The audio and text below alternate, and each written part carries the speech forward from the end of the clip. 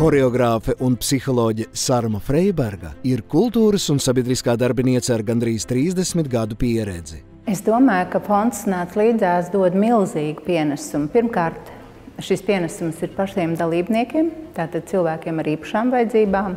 Šajā darbā ir nepieciešama milzīga pacietība, mērķtiecība, savā ziņā tāda pat neatlaidība, iet un vēlreiz 100 reiz iet. Sarma Freiberga ir paveikusi nozīmīgu darbu, lai mākslās iesaistītu bērnus un jauniešus ar īpašām vajadzībām. Viņa vada fondu Nāc līdzās un organizē integratīvās un outsideru mākslas notikumus. Šis darbs man ir devis pirmkārt gandarījumu par to, ka izdevies pabeigt daļu no iecerētā.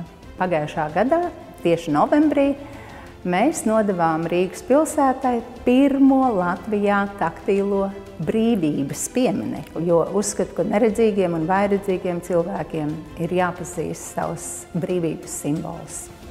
Sarma Freiberga rosina diskusijas par iekļaujošas sabiedrības attīstību un kultūras jomu tajā. Latvijai es novēlu, lai viss tas skaistais, labais, kas ir ierakstīts normatīvajos aktos, realizētos dzīvē. Un tad mēs visi būsim laimīgi un iekļauti.